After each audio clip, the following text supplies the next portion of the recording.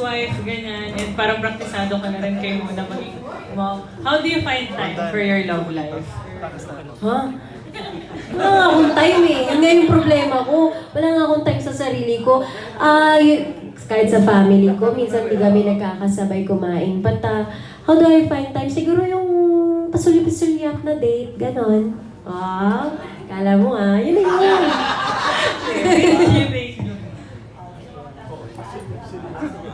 Chad Rosete. Hi, Ivana. Ang unang question ko is, kailan ka babalik ulit sa paggawa ng pelikula o kaya mga TV series? Malapit na this year lahat. So, meron kaming teleserye din na gagawin at this year yun at meron din yung movie din this year din. O, di ba? Paano yung love life? Bahala na sila sa kanan yun. Kaya work muna. Ayan. So, aside from work sa showbiz, tapos meron ka rin mga businesses, ganyan. So, ngayon ba, gano'n na kayaman si Ivana? Mayaman ako in different aspects. Mayaman ako sa pagmamahal, sa pamilya. Dahil nandiyan kayo, yun. Yung pera naman, mawawala din yan. Basta saktong yaman, yun yung importante. Contented ako kung anong meron ako. Thank you and congratulations. Thank you. Next, Chad. Next, FPJ. Hi, Ivana. Hi. Ask ko lang, meron kami bang mga international projects or international vacations this year? Vacation? O sana, Amerika ulit. Yun. Amerika, travel ba? Pwedeng travel, pwedeng work, gano'n. Travel? Work? Meron ba? Oo. Oo nga. Di ko na alam. Pero syempre, sana may work din sa abroad. Very maganda, pasabog yun. And then, yung mga vacation, LA, ganun yung usual. Yun. Wala namang bagong country. Sana Iceland, kung papayagan ako. Yes, nagpaalam. Iceland. Gusto ko.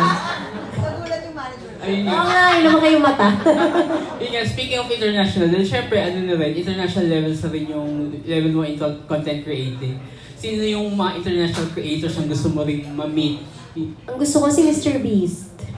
Yes. Kasi ganun din siya yung mapamigay at yun, tuntua ako sa mga content niya. At sana, balang araw, makapamigay din ako as much as he can. Okay, next we have Cesar of Net25. Ivana, we know naman that you are one of the originals, pero ano yung masasabi mo na marami na rin mga artista ngayon na nag-create na rin ng YouTube and there are, kumbaga, parami na sila ng parami na dumadami na rin yung ganitong katulad mo na YouTube. Ayun, good luck sa kanila kasi it's very hard at sana magpakatotoo sila at sana makapag-inspire din sila kasi it's very important that you inspire your audience. I mean, you have a lot of kids and teenagers, ganun. So, be mindful with what you post, sana. Ako hindi ako perfect. Yung sinabing perfect ako, sinasabi ko lang sa mga nag-create ng content is to be careful and be aware na maraming bata ang nanonood. Okay? Okay, susunod po Yes, magtatanong. good luck. We have Nerissa Almo.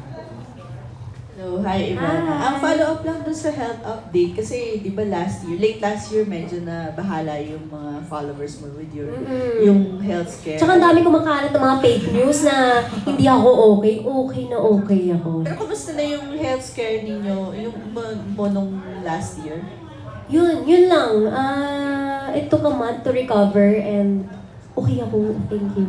It took a month to recover. Tapos yun, yung bawal kumilos, bawal mag-gym.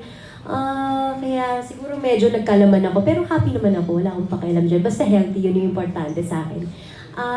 Pero yun, wala na akong sakit. Ano yung na-realize mo during that time? Wala lahat ng material, lahat ng pera. Pakasaya ka sa buhay mo kasi pag kinuha ka ni Lord, wala ka may sasama dyan, no? Yung mga bag mo, yung mga pera mo, hindi mo masasama. So, enjoyin mo yung buhay mo and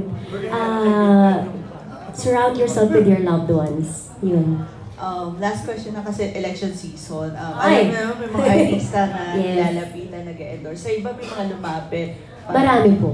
Ano mga naging- Kahit po ng last election, marami po. Pero napaka-arte ko at napaka-choosy ko pagdating sa politiko. Kasi hindi naman yan para sa akin or ikakaganda ko or para sa pamilya ko. Ito ay para sa Pilipinas. And you have to be very picky kasi para ito sa mga kababayan natin. Ang dami-dami natin. Ano yung makakapagpaganda sa bansa natin? Kasi kung pera, hindi sana lahat kinuha ko, di ang yaman-yaman ko na. Pero hindi eh. Hindi siya sa pera. It's what do you believe in? And who do you think will make the country a better place? So, sa mga senator, congressman, lahat yan, napaka-choosy ko kasi baka gusto lang niya umupo para sa sarili niya. Hindi naman para sa ating mga kababayan. At ako, wala naman ako alam sa politika, pero alam ko mamili sa tamang leader. Yun yung, syempre, pinag-aaralan ko din anong mga batas ang natutupad. Yun, very important yun. Thank you. And with that, sino pa po ang hindi nananalo? Taas ang kamay!